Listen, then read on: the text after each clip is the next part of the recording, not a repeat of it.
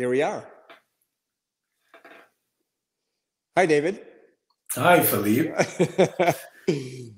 Thank you so much for being with us, helping us break through our first event like this. So it's very symbolic that it's you who has inspired both Stacy and I for several years. And we're happy to be partnering with you and Plastic Bank for almost 3 years now. Thank you. It's super great. You know, what we're doing in the world only comes to life in the world when organizations like yourselves partner with us. When great people say yes, change occurs in the world. I don't exist without it. The work we do doesn't exist without people like you. So thank you. It's amazing. I wanted to, so we're live on both platforms. So our Oneka community is not very familiar with Plastic Bank, so it'll be a chance to get to have a more of an in-depth understanding. And sure. Plastic Bank is new to Oneka.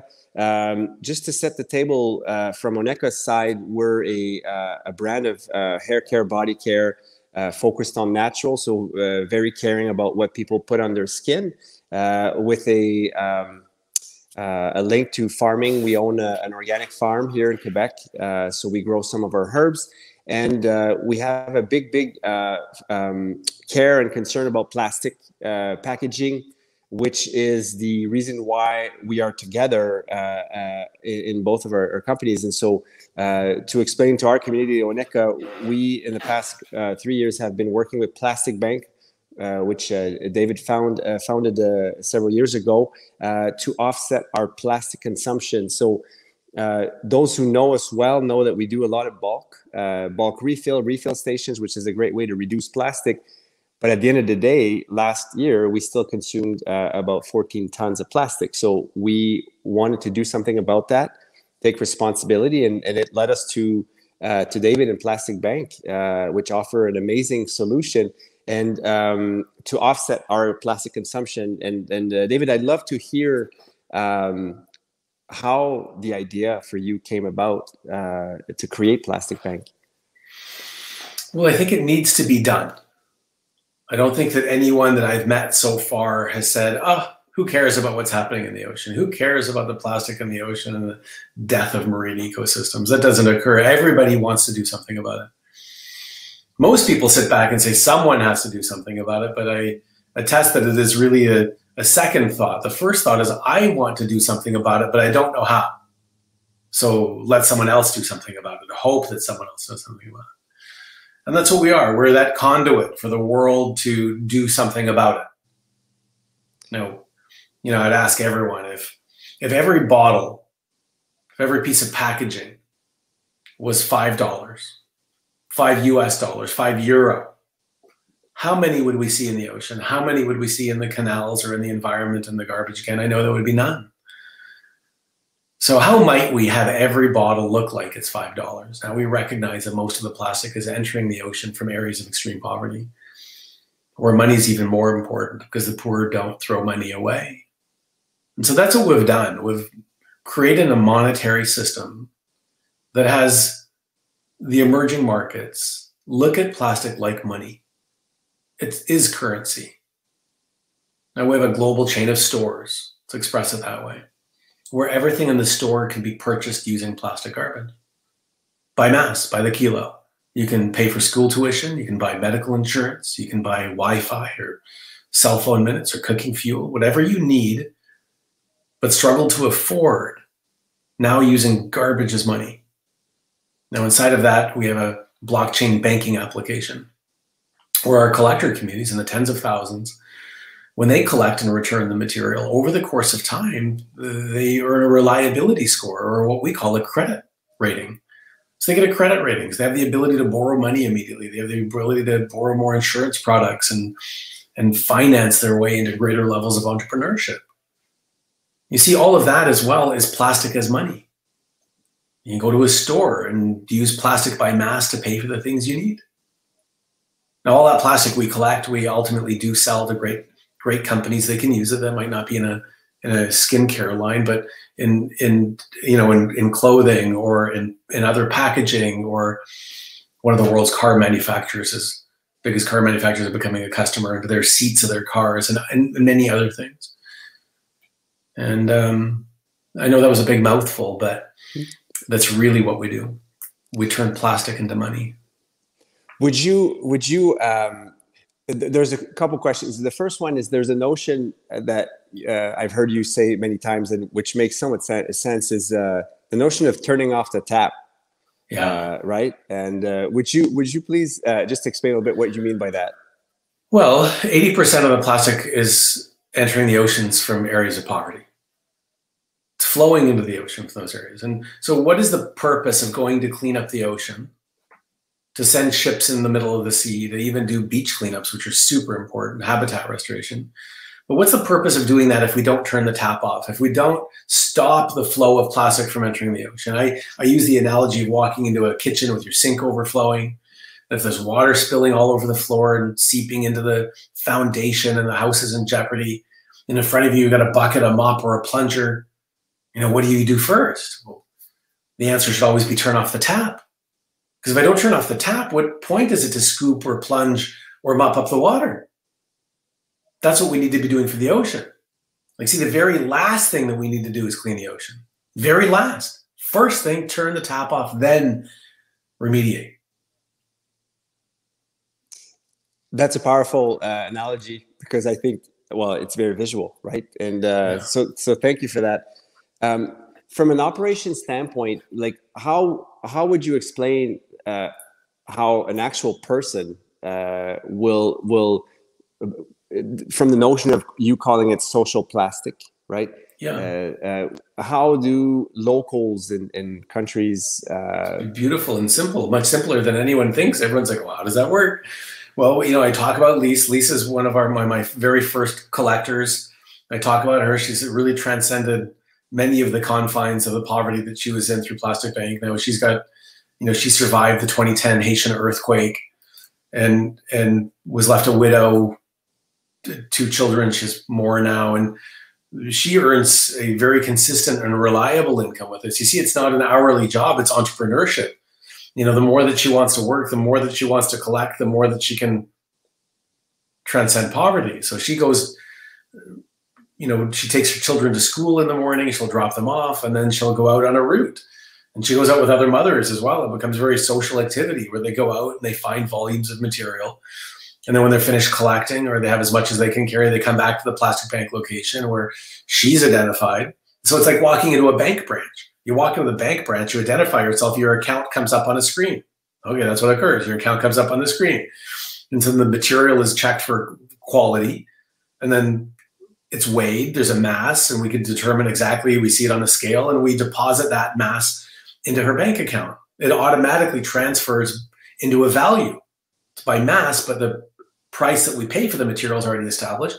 So she knows that she's not being cheated.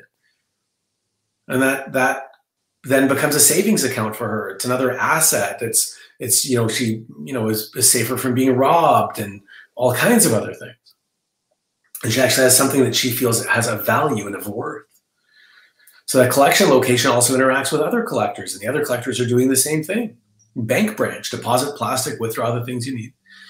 But they add more value at that center where they, amalgamate all the material, and they remove labels and caps and rings and stuff. They sort it by colors and types. And then when there's a volume, logistics is notified, and then it's shipped to a local processor who adds additional value as well by either, flaking it or compressing it into a bale, or, in some countries they can pelletize it again and they get it ready to be used again in packaging. And we sell it from there to our customers, like Annika. Well, actually, Annika participates in a different way. They help us create the additional value in the material. So Annika participates in creating value for the material in a way where the bottles truly look like they're $5. We actually offset it. So what we do is we transfer value from every time someone buys an Annika product. A little bit of that goes towards a reward for the world's poor. A little bit of it goes towards the opportunity for someone to use plastic as school tuition, or to buy medical insurance or other things. It creates the added value in the world, so everything looks like it's of wealth. That material then is collected, and then we sell it to other companies like S.C. Johnson and other ones, you find us in a bottle of Windex or something like that. So there's a variety of ways people participate with this. But Annika is powerfully creating the reward, not even using the material, but so committed to, helping steward the environment. That's the way that you're participating, which we're so grateful for. Thank you for that. It's in fact, the Plastic Bank has offered such a multi-layer, multi-stakeholder solution for us. The solution is that we have an ability to offset our plastic consumption, which no matter what we do, we still consume plastic. And you make it easy for a brand to say, hey, you know what? I'll take responsibility here, and I'll offset my plastic consumption. And as of January 1st of this year, we've made it very concrete that every product, every unit that is sold, whether it's online or in our retailers, there's 3 bottles that will be removed from that purchase. But so you're making so if you're buying that product, you're actually making a positive change in the world. Not only you're participating in small stakeholder organic farming that is creating something powerful as something that you put on your body, but you're also participating in change around the world, extracting more material than you're using. And we would hope that bottle that you're buying at a Whole Foods or wherever you may be buying it, you're recycling as well, also putting that back into circularity. So the package is actually of profound significance in the world.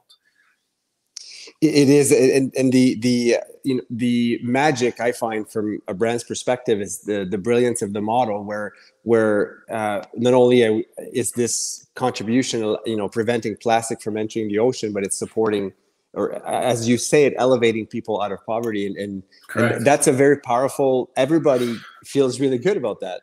Yeah, you know what? It's even more inside of that. Because, we just listen to a word here. It doesn't actually elevate people out of poverty. It provides the space for people to elevate themselves out of poverty. It's even more powerful because we can't donate the end of poverty. You can't. Poverty is a different animal. I love it. So it's the notion, and I know you've heard this before, but I guess instead of, so true, and thank you for making that correction. Instead of giving a fish to people, you teach them how to fish. Yeah. And not even just teach them how to fish, but we teach them how to fish and then, become a processing plant. And we teach them how to then market the material and get even additional value and create more of a system around it. It's even bigger. And then it creates the space for them to understand that by stewarding the environment, their poverty ends. It was a beautiful message to their children. Or when we have schools as collection locations where the family uses the plastic to pay for the school tuition, which we do that in hundreds of locations around the world. So the child learns that by stewarding the environment, poverty ends in the family. By stewarding the environment, their life is improved. I mean, that's a powerful message for a child. Absolutely. By the way, we'll have a few minutes at the end for questions. So I just wanted to voice that for those who would like to write some questions in the chat, we'll have a few minutes at the end. When you talk about the ability for people to earn an income, and that I think that's why you're calling the plastic social plastic. Is that correct? It's a profound societal impact. Social plastic. It's by society, for society. By social plastic, society improves. By social plastic, the environment improves. By social plastic, the world improves. Of course, it's social plastic. That's amazing. What is the vision? What are the world domination? I love it. It's obviously a very scalable model because there's plastic, and I have everywhere. To share an experience. My family and I went to Cuba 3 years ago in the winter, and our daughter was then 2.5. First time in the ocean. We show up, we arrive at night. In the morning, we rush to the beach, and I see her eyes. She is in awe, and I'm mesmerized by her. And then a few minutes later, I start noticing plastic everywhere on the beach. Right. And I really was thinking about you then, because I know you'd experienced that in different countries, and I felt such a very strong tension within myself where I'm seeing my daughter who's in, oh, she doesn't see the plastic, she sees the ocean, and you know, and I know, I guess that was my first experience, feeling that anger, that confusion, and then, you know, seeing a child who is just tripping out. How have you dealt? In fact, how have you dealt with that? You know, I know you're putting energy towards a solution, but like, how do you deal? How do you suggest people, you know, deal with that? Well, you can be in action. You can either be a part of the solution or part of the pollution. And there's just so much that everyone can do. You know, whenever I speak, I always ask the audience to know their power, that every brand in the world, anything, remember, every time you buy something, you vote for it. If you buy something that degrades the environment, that's what you're going to get. Simple. But you also have the ability to go into a retail store and ask the manager and say, well, show me all of the recycled content that you have. Show me all those products that are helping repair the earth. Show me those that are organic. Show me those that have alternatives. Show me those things that are good, because those are the ones that I want to buy. Can you point them out to me? Even if it's a ridiculous question, the manager of the store is going, oh, well, customers are asking for this now. So that you know that when their suppliers, the big brands of the world, the ones that are really killing the planet, they listen to the retailer. And so when you're asking the retailer, that retailer will be asking the brand, saying, this is what consumers are looking for. That's how it works. You have infinite power. You're the most powerful consumer group that's ever existed. You're so vocal. They have teams of people listening and wanting that, because they want to provide you what you want to buy. Stop buying things that are killing the earth. Or if you do, stop complaining that it's dying.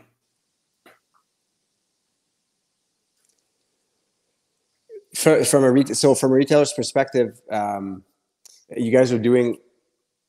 You've moved a lot of energy for sure, and I've known you for several years, following you and inspired by you. There's something, when I met you, David, it was at a talk, and I remember sitting on my chair, leaning forward with my mouth open. I was so mesmerized by the enthusiasm and commitment. And there's a notion that was very, very powerful that you shared, and it was the notion of becoming, meaning that when you became aware of the problem, it's linked to what we just talked about. When you became aware, you said, oh, okay, well, I have to become. For me to solve this, I have to become. So I feel like it's a powerful notion for everybody, wherever they are in their lives. And I was in a place where I was becoming something too, and very aware of it. And so it really kind of like, it just made me feel, oh, wow, I'm not alone. That feels like there's a gap I still have, but I can become. So how do you share that energy, that concept with people? You don't need to be anything. Like, it's, you know, how many people believe that things have to be perfect before they begin? I mean, how many world-changing ideas, how many humanity-changing ideas, how many life-saving ideas died because someone was afraid to make a mistake? They were afraid that someone might think of something. What if I fail? How many lives have been lost because of that? You know, so I attest that you don't need it. Being the perfect is the enemy of the good enough, and that is of self. You don't need to be perfect. You have to just slowly choose to become the person that can make change in the world. You don't need to be it. You won't start one day, someday, and some point in the future when I have all of the stars aligned in the universe and the energy from Mars and Jupiter are aligned. Not at all. You begin now. And you become a little bit better every single day. And then slowly the world changes with you, because the world changes in direct proportion to who you become in the world and how you face that becoming in the world and how vulnerable you are in that space and how you open your heart to learn. It's about vulnerability, and vulnerability often is confused with weakness, but it is the most powerful thing you can do. It takes the most amount of courage, the most amount of strength to be honest, to be true, to say, I don't know, I've made a mistake. It wasn't right. And that inspires others. That's what creates the space for others to step into it as well, because they want to witness your journey of it. When you look at Plastic Bank today, you think, oh, wow, you know, so much success, you know, so much momentum, etc. but what I want to point out is it wasn't always like that. And you know, there's something that was created out of scratch. Like the potential was there, the vision was there, but it had to be. What has kept you going when you faced, like, you know, some solid adversity and some roadblocks, and what's kept you going?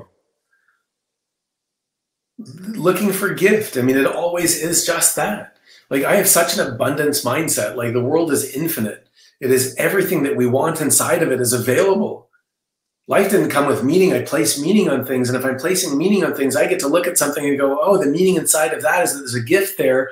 The meaning inside of that is my instruction, not an obstruction. The meaning inside of that is the path that I have to take to greatness. I just look at everything as a lesson, as a beautiful gift for me. Like, if the sheer, you know, improbability of our existence, if you think back 30 generations and think of everything that had to occur, and every egg and every sperm and everything else that had to occur, and the absolute impossibility of our existence, set aside 100 generations, 1,000 generations, we should not exist. Because we do, we recognize that it's a gift. And if it's a gift to be alive, everything then inside of it is as well a gift. It's all the gift. What's there for me? What's there for the world? How do I participate in that? Like, oh, what? How beautiful is that? There is no obstruction, only instructions. That's a very powerful statement you're making. And although you have a few years ahead of me in both in experience and in age, I do share that vision and philosophy deeply. And I think it's one of the absolute key notions of Plastic Bank is that, you know, to reveal value in plastic and all that has been created, it objectively, and of course I love you, so I'm biased, but objectively, you know, there's so much impact and so much momentum and energy that's been moved. I sincerely want to thank you for what you've done, how you've inspired Stacy and I, and how now you're offering our brand a solution, a way to take responsibility for our plastic consumption, which is still present, right? So and for every one of your customers, we give them the chance, and the brand gets a chance, or the retailer gets a chance to participate. And because they're selling Annika products, they are also participating in change. And every time someone buys something, they're participating in change. It's everything. It's about gathering the world together. You know, and back to the previous conversation, what I was just left with there as well was that, you know, in the looking for and the seeing of everything as being a gift, you know, that's really the origin of Plastic Bank, is looking at what's occurring and the devastation that's occurring in the oceans, going, okay, what's here? Where's the gift in this? And how deeply do you need to look? But it's there. Oh my goodness. Oh, maybe we can end suffering in the world. Maybe we've been inadvertently depositing the very value to end all hunger and injustice on the planet. Oh, see, so it's just back to that again. Thank you. I'd like to check in to see if there's any questions. Rosalie, if you want to, can you read, David? Yeah. What do you? Thank you, Rosalie. So, what do you think is the future of packaging, if not plastic? And do you think we would only be shifting the problem if companies switch, let's say, to cardboard? Well, multi-pronged. We're at a dangerous precipice. You see, there's almost 10 trillion kilos of plastic on the earth. All the plastic we produce is still here. We keep making more. That's the challenge. We keep producing virgin plastic and pumping more in the environment where the material is almost infinitely recyclable. It's a tragedy on its own. But if we replace packaging, if we move away from plastic and we devalue all the material that's already on the planet, will exacerbate the problem. We're at a very moment where we need to increase the value of recycled content. We have to make virgin plastic so unattractive. We have to increase the value in the recycled contents, that everybody wants to use recycled content, so we can create more of a demand to only use what's already here. You know, I love getting away from those things that are really degrading the marine ecosystems, like, thin, polyethylene bags, shopping bags, multi-layer sachet. There are so many things we need to come up with alternatives for that are not easily recyclable. And all the technology exists that has to occur. But plastic itself, it truly is remarkable. We all agreed that if it was $5, we'd all go get it. So it's got nothing to do with the packaging. It's us and the way we value it. So I think that the future ultimately is going to be a combination, a hybrid between more and more recycled content and more sustainable type packaging, because we really are entering a different economy. When we look at this whole Greta generation, this the tens of millions of students marching through the streets that are now focused on going to used clothing stores, that don't want to buy new fashion, they're proud in buying something that's used. That's the same generation that is looking for you to repair the damage that's been done. The conversation around sustainability and doing less damage, it's very thin. They're going to gain business by saying we're going to repair the earth. It's the regeneration economy that we're entering. So those packages that are exhibiting regeneration and repair, I think that's the way that it's going to move. That's amazing. I feel inspired to add to that, and I agree with you that the plastic that's there, let's reuse it and stop making more. And from our perspective as a brand who uses packaging, who needs packaging, we have liquid, so it has to be in something. Sure. There's a notion for me that, like, had aluminum been much cheaper than plastic and as versatile, the ocean would be full of aluminum. Sure, one of the issues is single use is a major issue from our perspective, and so like you said, it's multi-layer. There's many ways to look at that, but one of the reasons why we want to support Plastic Bank and how it's created a solution or an option for us is that we're removing plastic and using it again, right? Which prevents virgin. So it's such a big topic. There's not one day at Oneka where we don't talk about packaging, and not one day. Sure. So it's a huge topic. I know we're getting close to the end. Is there any other questions that we could answer? Hi, Lori. Apart from buying from businesses that participate in a project, how can we support Plastic Bank directly? Oh, that's a beautiful question. Thank you, Lori. Go to plasticbank.com for sure. Go there, enroll, participate, be a part of our movement. Participate with us. There's 1,000 ways. The website's got a bunch of ideas that you can participate with as well. Certainly spread the word, and certainly go to those organizations and brands that you like and tell them about us. Have them know that there's a different possibility in the world. So thank you. It's a beautiful question, and it gives me that segue. So plasticbank.com, participate powerfully, be a powerful, strong consumer. Ensure that you are a part of the solution by engaging the retailers and by voicing what it is that you want and knowing that every time you buy something, you vote. Thank you for the question. Alexander, thank you for this question. What types of plastics can be made from your ethically recovered plastic by manufacturing? All of it. We collect everything from the polypropylenes, the low densities, the high densities, all the polyethylenes. So everything is available to be recycled. It's all available. We do collect all of it. There's some things that we can't collect. Well, we collect, but it isn't recyclable. Those are like the little multi-layer sachets that are so prevalent in Southeast Asia that they put their tiny little packages for the poor. They sell them for 10, 15 cents. People would, buy their shampoos in them, not in a big bottle, because they can't afford it. But those are almost non-recyclable. So we collect those to limited volume, and they're sent to cement factories for energy for their kilns. But there's alternatives for that. There's other things that should be occurring. So all the plastic types are available if someone wants to, if they've got a product that they need. We sell everything from furniture to plastic bags to all kinds of things. It's where our material goes, to flower pots, to car seats, to clothing, to you name it. All available. Thank you, Alexander. And from Lori, not sure if it's been answered yet, but question to Philippe. Since when has Oneka joined the Plastic Bank initiative? That's a great question. Thank you.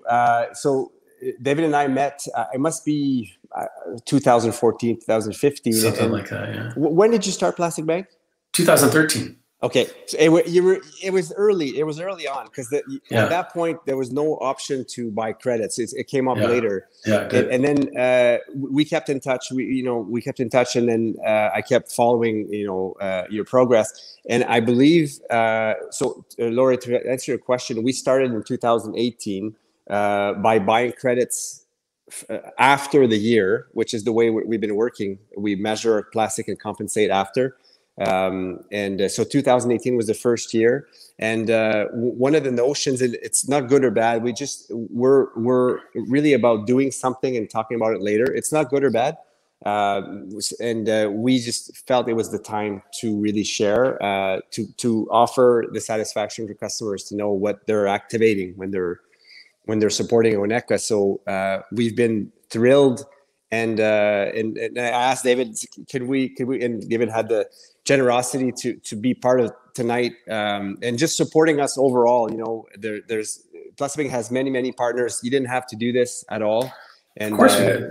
We love you. So we love you, of course. We you said yes. I mean, you're the change here. I mean, you recognize it just in the product that you carry, how you distribute, who you are in the world, how you create a space for other people to show up and to participate. Yeah, we love you. We love Oneca. We love the family. We love everything. It's beautiful. But thank you. But it's been inspiring. It's been inspiring to know you, David. Bottom line, no matter, I think you could have done something else, and I would have been as inspired. So it just happens that we have a business common interest, and that's a bonus. But I want to thank you for. I really want to thank you for being with us tonight, for allowing our community to learn more about this great project that you've put together, and that we have the privilege to collaborate and participate and partner with, and we're just super excited to continue working with you guys. And as I mentioned before, for those who weren't there, as of January 1st of this year, every single Oneca product prevents 3 bottles from entering the ocean through our partners, Plastic Bank. And it helps people elevate themselves, as you said, out of poverty. So we're thrilled. David, I want to really thank you for being, for breaking the ice with me. First time that we do such a thing, live event, and it's with you, and it's very symbolic for me. Stacy's not here. She's with the kids right now. And so just for peace of mind, I'm by myself in the office. But thank you, David, for being, That's a pleasure. being with us. Yeah, thank you. Thank you very much. Thank you, everyone who might be listening as well. Thank you. Plasticbank.com. Check it out. Yep. Many solutions, and I know as people you can buy credits for yourself, etc. So there's so many solutions. Everyone can participate. Thank you, David. Thank you.